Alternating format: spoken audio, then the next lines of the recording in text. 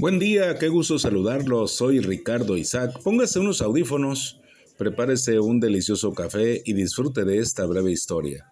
Para los que entran por primera vez a este canal, abordaremos temas sobre historia de México, historia universal, biografías, pensamientos y una que otra recomendación si usted me lo permite.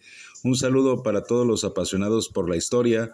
Es un canal para disfrutar y aprender cada día más de todo lo que ha sucedido en la historia. En este programa charlaremos sobre el comercio interno, el surgimiento de las haciendas, las innovaciones agropecuarias, la tecnología minera, la agricultura, la ganadería y la minería. Vamos a comenzar con el comercio interno y el desarrollo económico de todas las regiones. Desde España se dictaba la política comercial y de producción para todo el imperio. ¿Qué es lo que se debía producir? ¿Cuántas cantidades? ¿Cuáles productos debían destinarse al comercio interno? ¿Y cuáles a las ventas externas o a la exportación? Esto provocaba el encarecimiento de productos y a su vez daba lugar a la competencia desleal de otros países que introducían mercancías al territorio por medio del contrabando, fíjese. Al mismo tiempo que se imponía el monopolio de la corona sobre el mercado internacional en la Nueva España, surgía el monopolio del mercado nacional. Unos cuantos comerciantes acaparaban a los productos que llegaban del exterior y también las exportaciones. Y pues lo mismo en la minería, este negocio había creado grandes fortunas entre comerciantes que se agrupaban en el Consulado de México.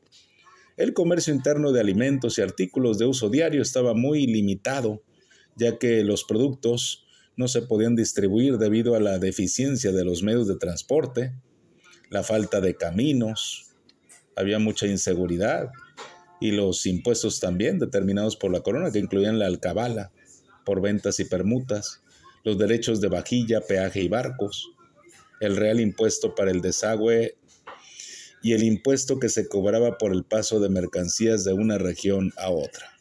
Vamos al surgimiento de las haciendas. Durante los primeros siglos de la colonia, la encomienda fue la unidad productiva más importante.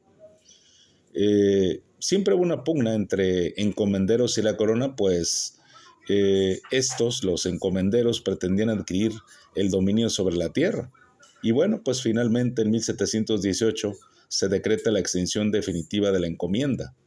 La hacienda se convierte así en la forma de propiedad más importante en los últimos siglos. Desde el siglo XVII habían empezado a aparecer las haciendas en las cercanías de las minas. Habían empezado a aparecer. Ante la necesidad de recursos monetarios para financiar guerras, la necesidad de colonizar el territorio del norte y la política de apoyo al desarrollo agrícola, la corona otorga o vende mercedes a los inmigrantes europeos que quisieran establecerse en las regiones apartadas.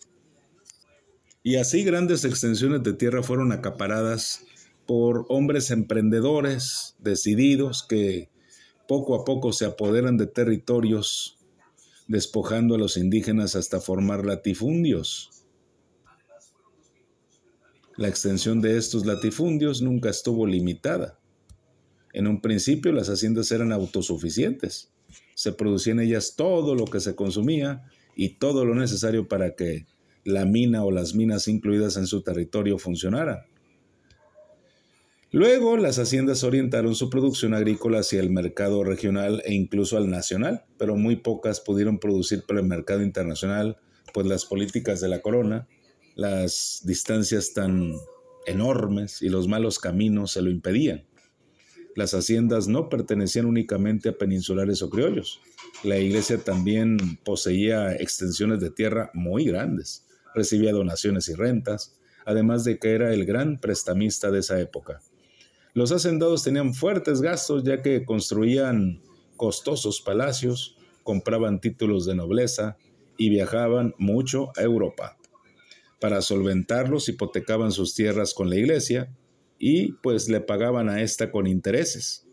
Con el pago de estos intereses, la iglesia adquiría propiedades y en muchas ocasiones se quedaban con las haciendas que les daban los nobles. Las tierras en manos de la iglesia no se trabajaban ni eran productivas, por lo que se les llamaba bienes de manos muertas. Se calcula que a principios del siglo XIX, la Iglesia poseía el 60% del territorio de la Nueva España. Vamos a las innovaciones agropecuarias y la tecnología minera. La agricultura en la Nueva España en un principio tuvo un desarrollo lento debido a la introducción de nuevos cultivos. Al mismo tiempo que cultivaban maíz para su propio consumo, los indígenas se vieron obligados a cultivar trigo para pagar el tributo a los españoles. El trigo requería del uso del arado, del riego y de mayores cuidados que el maíz. Conforme se desarrollan las ciudades, la creciente necesidad de alimentos hizo que los españoles se interesaran en la producción agrícola y adquirieran tierras que eran trabajadas por mano de obra indígena bajo su dirección. Y bueno, pues poco a poco la producción de las haciendas se dirige a abastecer el mercado interno, las ciudades. A partir del siglo XVII, la agricultura tuvo un desarrollo notable. Este desarrollo no se dio en forma generalizada, sino que se focalizó principalmente en el centro. Las regiones agrícolas más importantes se ubicaban en el Bajío, en Jalisco y en Michoacán. Al norte, la producción agrícola de las haciendas era muy limitada. Las tierras del centro del territorio se dedicaron a la siembra de trigo, cebada y maíz. En las regiones tropicales de Veracruz, además de tabaco y arroz, se sembraba caña de azúcar, cultivo que había sido importado por Hernán Cortés y alentado por los primeros virreyes. El cultivo de algodón, que se había desarrollado en Mesoamérica desde antes de la llegada de españoles, durante la colonia también constituyó una de las producciones agrícolas importantes. Se sembraba el algodón en casi todo el estado de Guerrero, en el sur y el centro de Veracruz, en Oaxaca y en Puebla. Otro producto de las regiones tropicales era el cacao, al cual los españoles pronto se acostumbraron, lo consumían como chocolate, ¿no? Además, los granos de cacao se usaron como moneda en los primeros tiempos de la colonia. La grana, colorante de rojo intenso, producido a partir de la cochinilla, un insecto parásito del nopal, era producto de exportación muy importante, al igual que el añil, un arbusto que produce una sustancia azul y que se cultiva sobre todo en la península de Yucatán. Entre los productos agrícolas de origen extranjero cultivados en la Nueva España, en forma limitada debido a la prohibición de la colonia, estaban el olivo y la vid, producidos en Santa María de Parras, y la morera también, árbol donde se reproduce el gusano de seda, que se cultivó en la región de la Mixteca. Para evitar la especulación en épocas de escasez, el gobierno estableció las alhóndigas o graneros municipales, en donde el maíz y el trigo se compraban y vendían a precios establecidos. Aún así hubo épocas de sequía que causaron hambre entre la población. Vamos a la ganadería. En Mesoamérica no existía el ganado. La carne que consumían los pueblos indígenas provenía de los animales que cazaban y de los animales de granja, perro y guajolota. El ganado vacuno se introdujo muy temprano en la Nueva España, en un número reducido por las dificultades de transportación. Sin embargo, su capacidad de reproducción y de adaptación al nuevo ambiente fue asombrosa, y en pocos años existía ya una enorme población animal. El ganado ovino también se introdujo en fechas tempranas y constituyó una fuente importante de lana para la fabricación de prendas de vestir. Así también se introduce el ganado caprino, el cual se desarrolla en las tierras áridas del norte. El ganado porcino, el de los puerquitos, también se multiplicó con facilidad y constituyó uno de los animales de granja más importantes. El caballo, que en un principio se consideraba pues así como un artículo de lujo porque era elevado su precio, para mediados del siglo XVI se había multiplicado tan rápidamente que aún los españoles y mestizos pobres podían adquirir uno de estos ejemplares.